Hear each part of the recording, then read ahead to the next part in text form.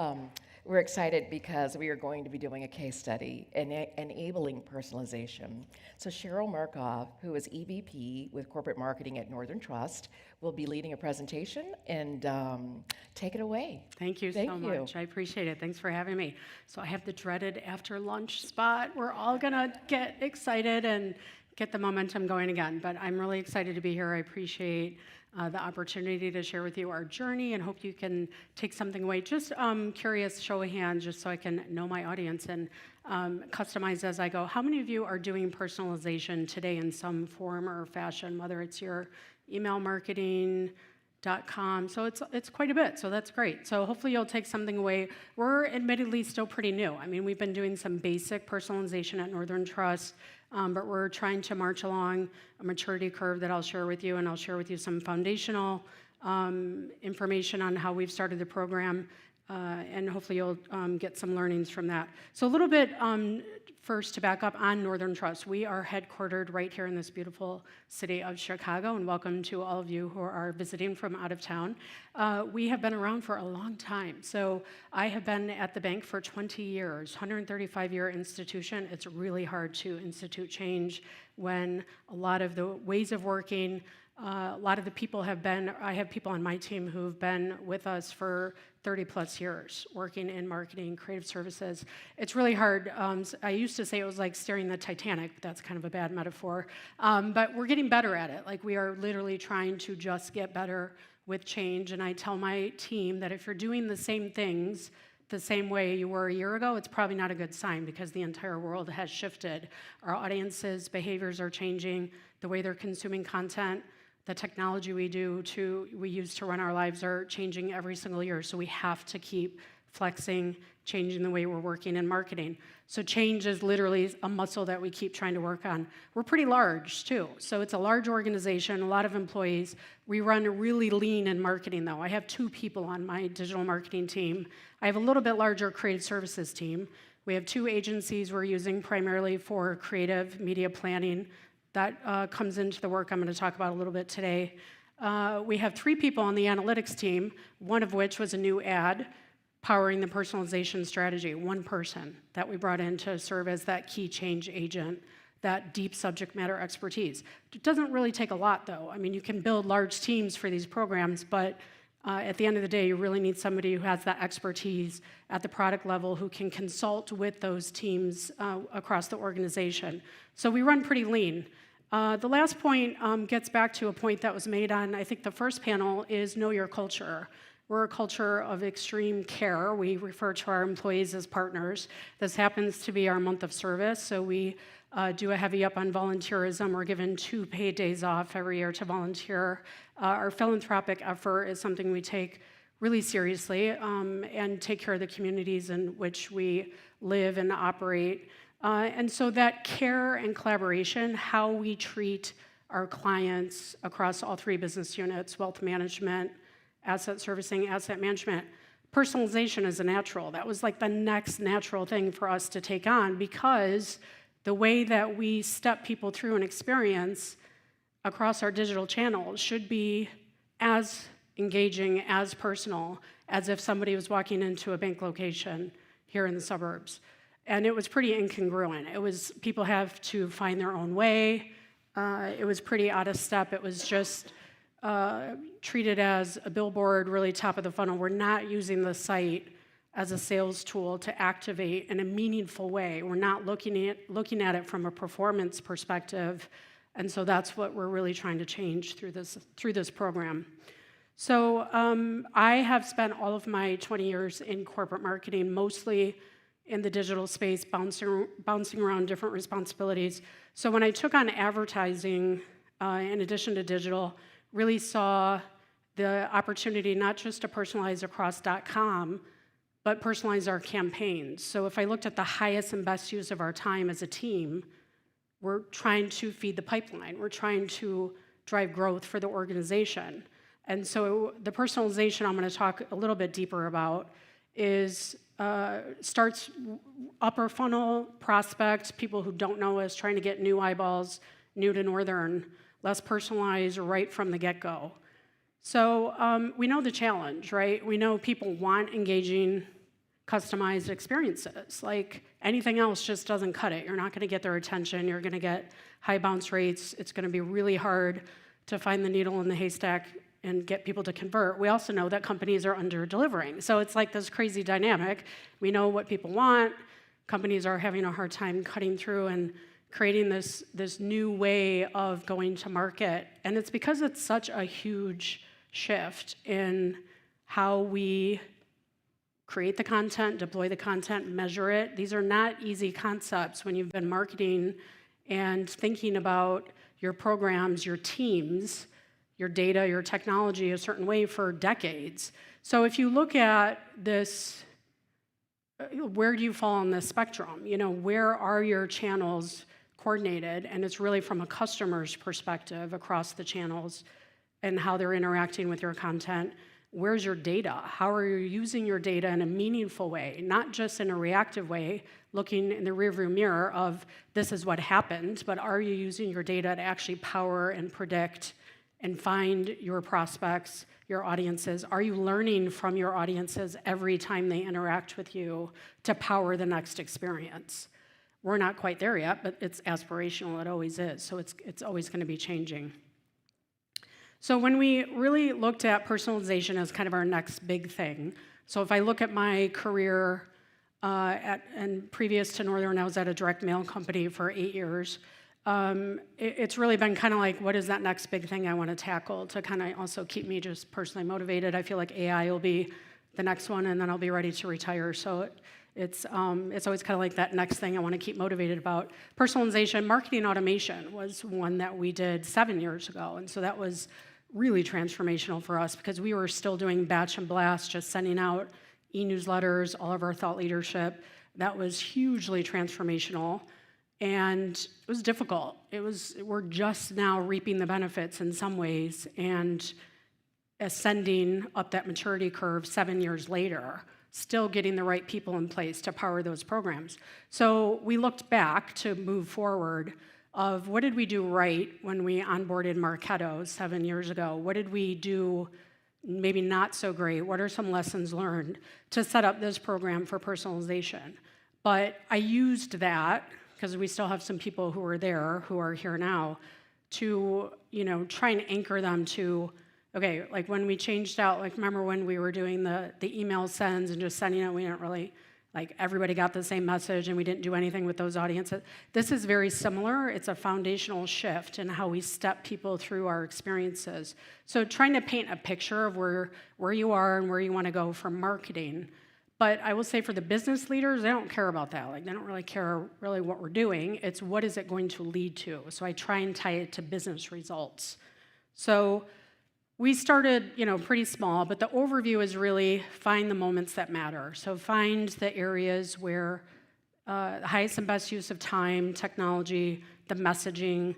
So we started small with some audience behavior, website, so some basics, moving into interest. So what are people interested in, the content, making sure it matches, getting a little more advanced. So third and first party data. So how can we use that to get smarter about delivering messages, learning from those insights, did we hit the mark, did we not hit the mark?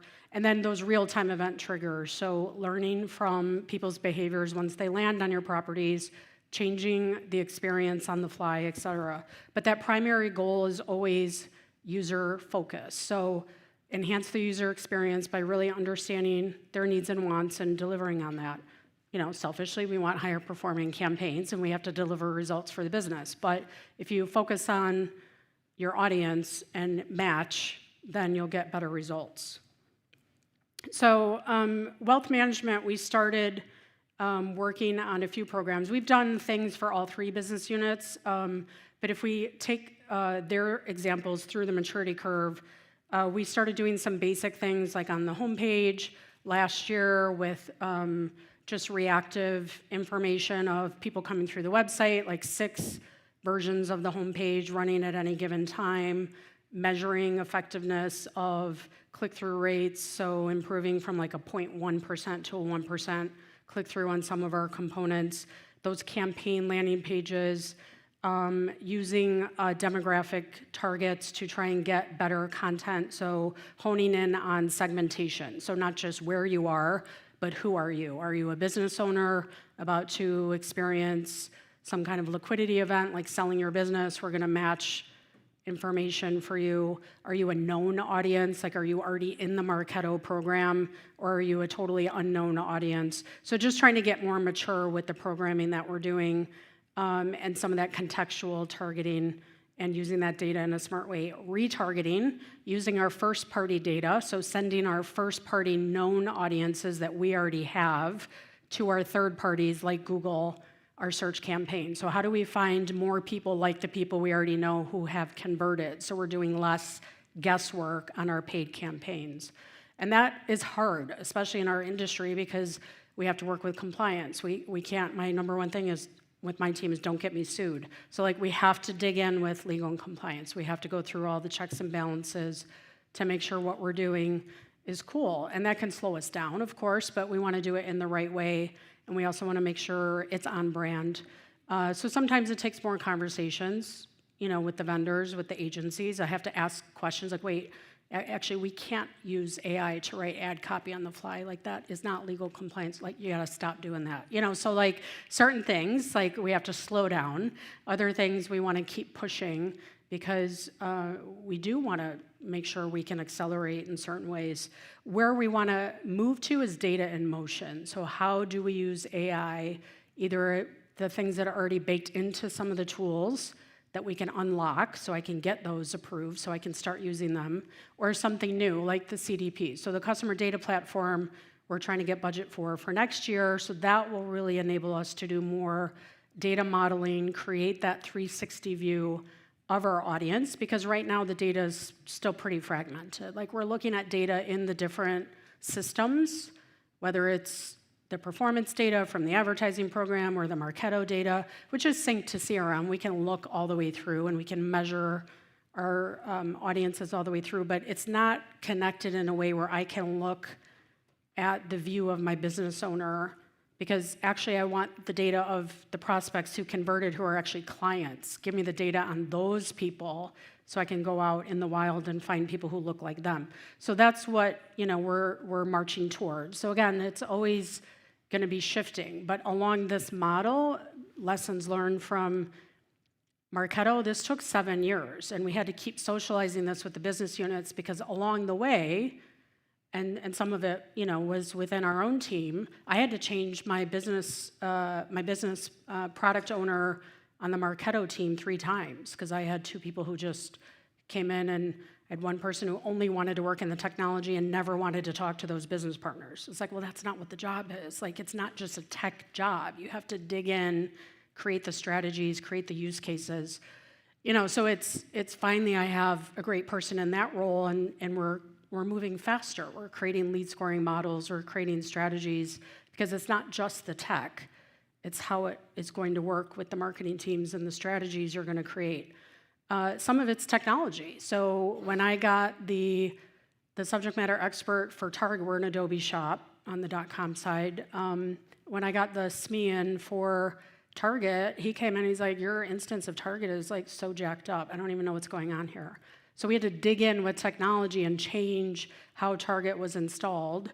We brought in Adobe Professional Services to help our IT team scale up, because we didn't have anyone on that development team who had inside, like, they had never done this before either.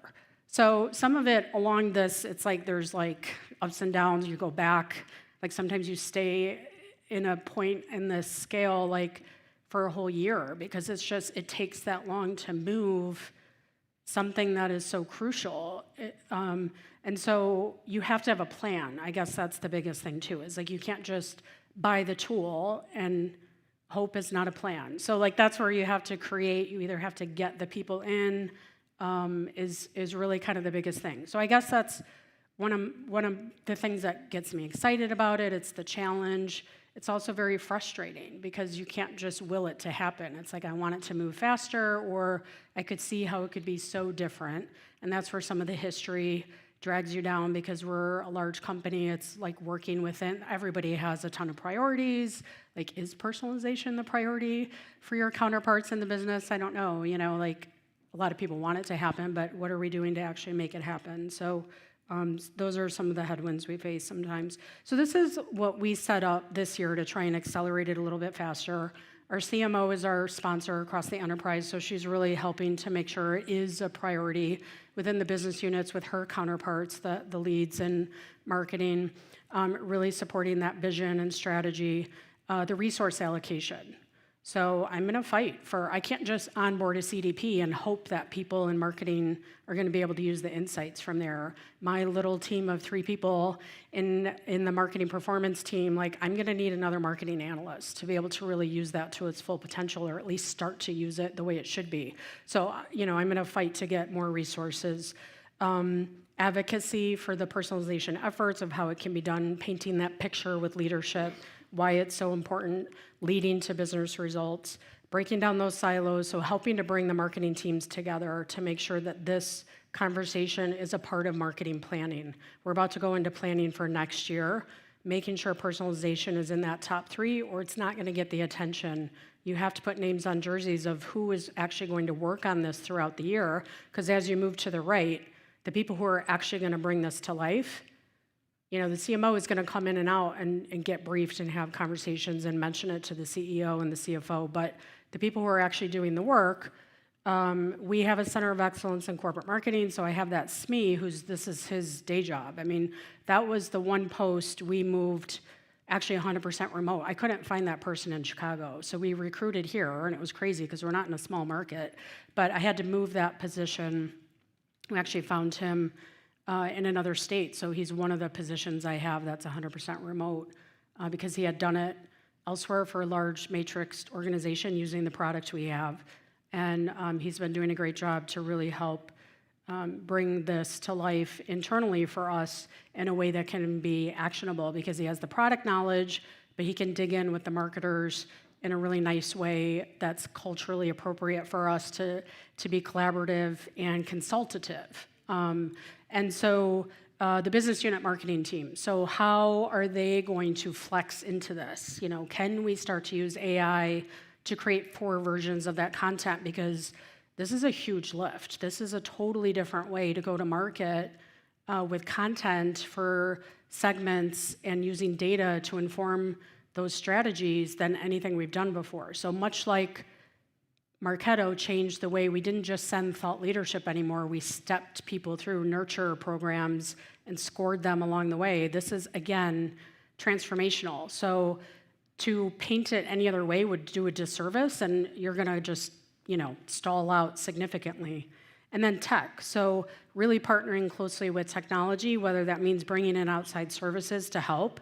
We leaned into the Adobe team. It was like, we're struggling to get this off the ground. Like, we don't have the expertise internally.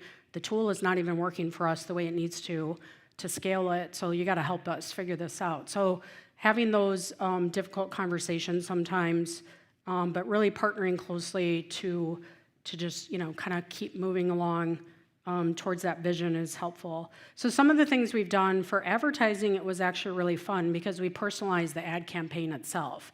So we had 4 versions of what we call this mosaic running in the wild. And so this one happens to be the high net worth individual and family. We had one for business owners, we had one for women, and we had one for entrepreneurs. And so depending, we purchased the media specific, so it made sense. So the media was placed, whether it was print or digital. And then the step through, the landing page, we had one landing page, but it changed depending on where you were coming from. So the creative matched, obviously. And then the area highlighted in red was also personalized based on where you're coming from. So this one is San Francisco. So we have some markets that we're doing some heavy ups. And so this one speaks to proof points and then steps you through to locations specific to that area. And we feel like this was important because our audiences are nuanced. So a business owner has very specific needs. We were trying to really make sure they saw themselves in this campaign. It launched last year. We're continuing to add to it. The content the thought leadership, how we convert them along the way. And it's working well for us. We're seeing leads that are up 11%, but more importantly, the marketing qualified leads. Those are, we're closing in on a 25% increase. So we're getting better qualified leads. Sales qualified leads are about flat, but it takes us a long time to qualify sales qualified. But we're pretty pleased with the results. We're getting better engagement and better quality because our target here is, on the individuals, it's somebody who has 10 million in investable assets. So it's a high threshold to try and find the right person. So having a really pointed, on-point experience is important. The other win was we got that process down last year when we tried it. Like once, it took weeks to do that with all the players involved. And now we can do it in like 2 days.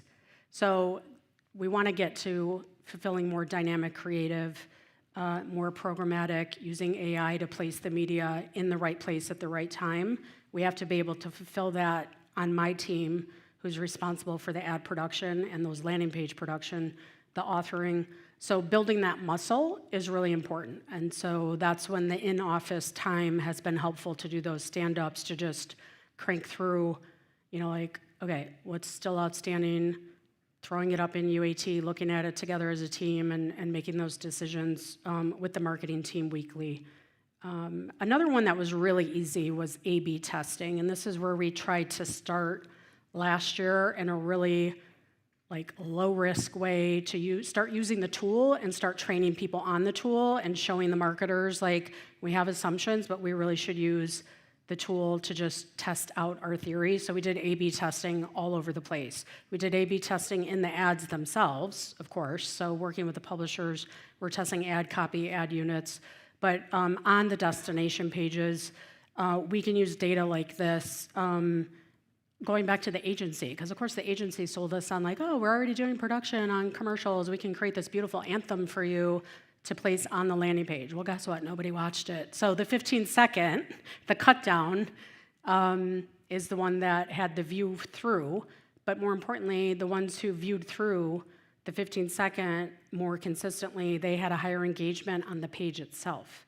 So the longer form anthem, they bailed. So you could argue, well, they watched 15 seconds of it. That's about the same as the 15-second piece. It's a wash. They didn't engage as much on the page. So it's kind of interesting, but that's where the actual data, my metrics person is helpful, because I'm not necessarily a data person, but I will have the questions of what I want to test or the theories. So the program development, the path forward, we just need to get more mature. We're ready for more sophistication. I'm asking more questions around, I need the business owner profile, 100%. We have all this data. I need the client data. I don't even care about our data anymore. It's data elsewhere in the bank. I need to get into our systems, create our view in marketing. So it's conversations with teams we've never actually had before. So that's where we're heading, is really to unify with a unified ID across properties. We're using third-party data enrichment, which is helping to enrich that data that we do have coming in with those prospects. But it's even just using our own data in a smarter way so we can get more predictive and get smarter with our campaigns and optimize cross-channel in a better way. I would say lessons learned, this is probably my, I don't know, I've done a few bigger ones, but this is probably my second biggest one, is it's really hard for digital transformation if you don't apply actual change management expertise. So whether you have it within your firm or you can get scrappy. When our Marketo program was languishing, I feel year 3, we brought in a consultant to help rally everybody and get some basic change management best practices going within the marketing teams, because we were stalling out and hanging out in a part of that maturity curve for way too long and sliding backwards in some cases. We were losing hearts and minds. So change management, just best practices and principles. And you can find experts outside of your company if you don't have this resident knowledge that you can tap into, a change office or PMO. That addition of the subject matter expertise is crucial, because if you don't have that, you're guessing. Like, you don't know if your tech is even aligned properly. You don't know if your product, we didn't even have the latest version installed. I mean, it's like anything else that you do in life. When you have the expertise, it's a game changer, but it has to be the right person. You really have to make sure. It's hard to have that completely outsourced because it's probably not going to be culturally on point with working with the people you have within your team. So again, it may not be the first person you bring in, may not be where you end up landing, and you can outsource this to some extent with third party, and certainly vendors are helpful to get going, but it really helps to have this come from within the organization. Partnering with that tech team, because you need them along for the ride, and really partnering with them because you're in it together, and they probably won't necessarily have the expertise either, but you want to have those conversations together and come to those decisions together so it's not adversarial, and it's easier to attack those problems as they come up instead of pointing fingers. The vendors can be professional, helpful, hold them accountable. They have professional services, you have contracts. Get procurement involved if you need to. Like, you're spending X amount a year. If you're not maturing as quickly, hold them to the fire, bring them in early if you're struggling, or if something's not working, ask them questions, have them come in, put them on a quarterly business review. We do a quarterly business review annually because quarterly is ambitious, but we do try and do that with our larger engagements. And it's a scorecard, and it's a chance for both sides to give feedback. What's working, what's not working, why are we struggling?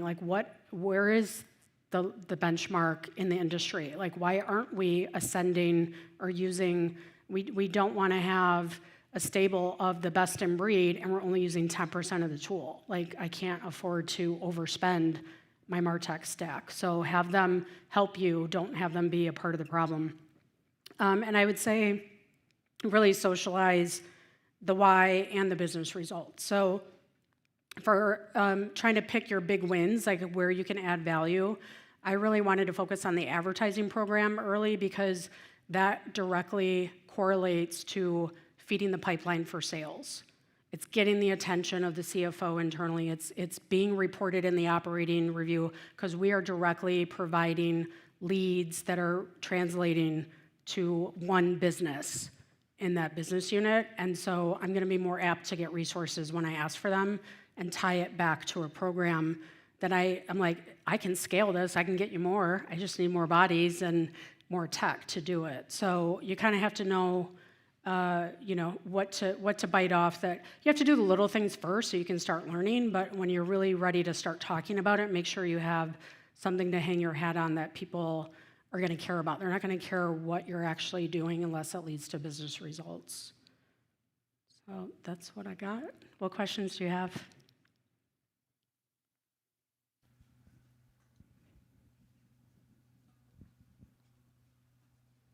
He's got the mic.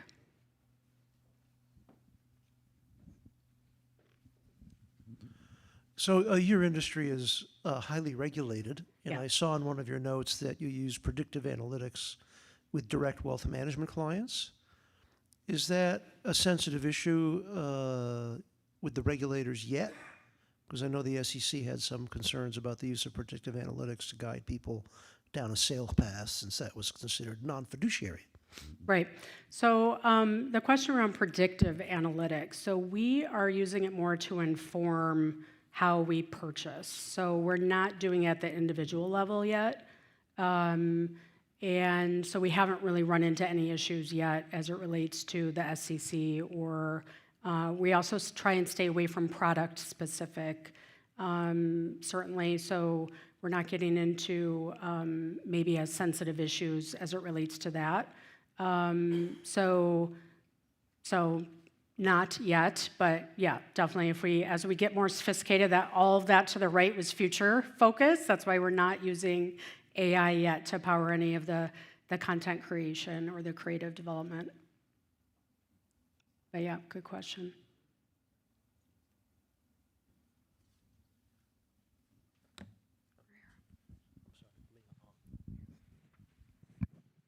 Hi.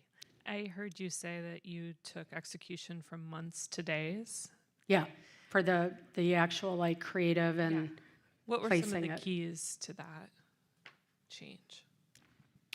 The keys to moving our speed to market, we've tried Agile in the past. It kind of worked, kind of didn't work. We're doing Agile light. We do stand-up on my team 2 days a week, Mondays and Fridays. We're in the office 3 days a week as a team, the same 3 days, which makes sense for us. Like, so we're there at the same time so we can talk and look over each other's shoulders for some of these things. I sit on the floor with my team. I don't have an office. So the guy I sit next to is producing all the ad production. He literally is like, I hate to bother you. He does that like 5 times a day. So he's showing me stuff. We're looking over each other's shoulder constantly. So like, I just feel like the pace of the work, and we're pretty transparent. Like, it hasn't been, we've lost some people because of the return to office and just that requirement of in office, but we've also recruited just as many who want to work, especially in the creative team. They want to design and they want to work with a high-performing team. So I think the trade-off has been we've also gotten some really great people. So I think the working real-time, working through issues, bringing the marketing team in on those conversations. We have a weekly with them where we talk through the advertising program, the personalization. They have working group meetings weekly. So it's just kind of that constant, it's the fabric of how we work has made a difference. Training, it's not our first time. First time we did it, nobody knew what they were doing. So we had to train. We did it wrong. We actually broke the site. We actually broke the homepage, which wasn't great, but we accidentally broke the homepage. We had a big blank component accidentally, so that wasn't great. But we did it on a Friday night, so like it was like no harm, no foul.